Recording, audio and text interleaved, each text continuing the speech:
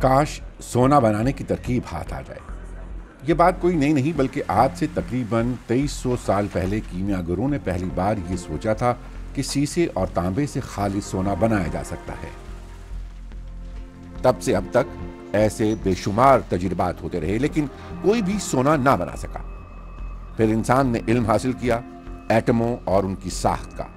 इसके बाद 3-4 बार साइंसदानों को सोना बनाने में जुज़वी कामयाबी मिली, लेकिन सोना बनाने के ये जदीद तरीके इतने महंगे और पेचीदा थे कि कभी आम ना हो सके।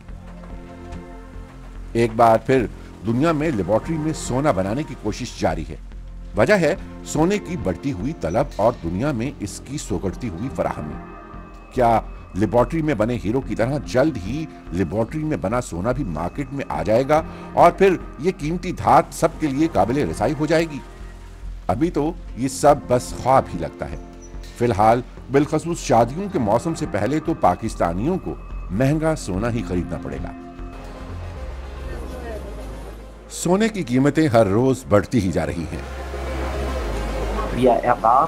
खदशा है कि ये इजाफा साल भर जारी रहेगा। लेकिन कीमतें क्यों बढ़ रही हैं? सोने का फायदा ये है कि ये सियासी तौर पर गैर जानिबदार है। सोना इतना फैसला कुन किरदार क्यों अदा कर रहा है?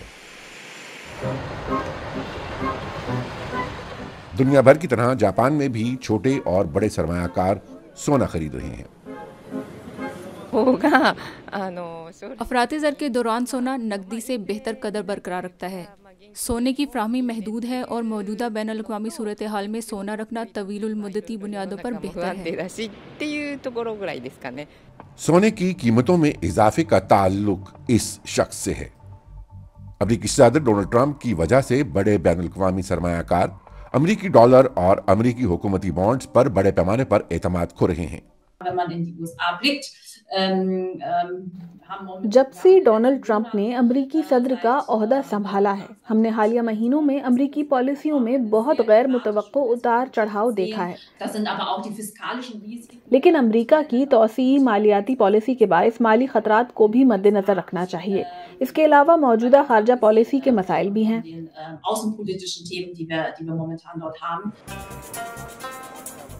बुलंद कीमतें अब चीन में सोने के जेवरात के खरीदारों को रोक रही हैं। चीनी लोग शादियों के लिए जेवरात खरीदने के बजाय इन्हें किराए पर ले रहे हैं, जैसा कि रवायती तौर पर होता था। सोने से बने जेवरात की सनत में सबसे बड़े खरीदार चीन और भारत हैं, और हमने देखा है कि दरामदात जिस्वी तौर पर रुक गई हैं, जो यकीनन सोने की बुलंद कीमतों की वजह से हुआ है।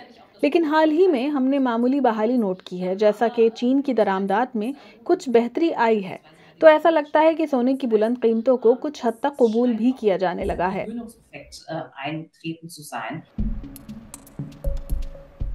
क्या हमें सोने की होशरुबा कीमतों का आदी हो जाना चाहिए? कुछ उभरती हुई मईशतों के मरकजी बैंक जैसे ब्राजील अपने सोने के ज़खायर में बड़े पैमाने पर इजाफा कर रहे हैं, जिससे सोना मजीद महंगा हो सकता है। बहुत से ममालिक अमरीकी डॉलर की कदर में कमी से बहुत मुतासिर होते हैं, जैसा कि ब्राजील के साथ देखा गया। उभरती हुई मईशतें अपनी करेंसी को मुस्तहकम करने के लिए सोने के ज़खायर में बड़े पैमाने पर इजाफा करना चाहती हैं, बिलखुसूस एक ऐसे वक्त में जब अमरीकी डॉलर में उतार चढ़ाव हो रहा हो। ये एक उनसुर है। इसके साथ ही ये ममालिक अमरीकी डॉलर पर अपना इन्हिसार कम करना चाहते हैं, या कम अज कम ये चाहते हैं कि वो मुतासिर न हो। और ट्रंप सोने की कीमत में मजीद इजाफा कर सकते हैं। ये खतरा है कि मालियाती निज़ाम मुकम्मल तौर पर उलट पलट हो जाए। फिलहाल अमरीकी डॉलर दुनिया की सबसे बड़ी रिजर्व करेंसी है, लेकिन वहाँ सियासी पेशरफ्त पर मुनहसर है, जैसा अमरीकी फेडरल रिजर्व को खतरा लाहक होना। इस सूरत में ये निज़ाम भी गिर सकता है, और ऐसे बहरान में मैं तसव्वुर कर सकती हूँ कि सोना मजीद महंगा हो जाएगा। हालात कुछ भी हों, लगता ऐसा ही है कि सोना मुस्तकबिल में भी महंगा ही रहेगा। कीमत कम करने वाले अवामिल के कोई आसार नहीं।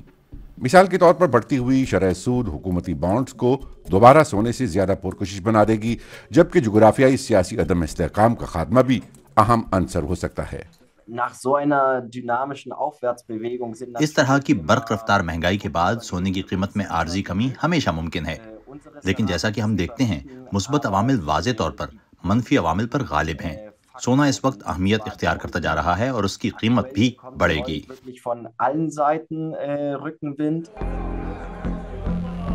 کیا سونے کی قیمت دوبارہ کم ہو جائے گی؟ بڑا سوال یہ ہے کہ ایسا کب ہوگا؟ طویل المدتی بنیادوں پر سونے کی قیمت بلند سطح پر ہی رہنے والی ہے۔ کان کنی کے قابل سونے کے ذخائر کے بارے میں پیش گوئی ہے کہ وہ سن 2050 میں ختم ہو جائیں گے، جس کا مطلب ہوگا کہ اس قیمتی دھات کی فراہمی بڑھنے کے بجائے مزید سکڑ جائے گی۔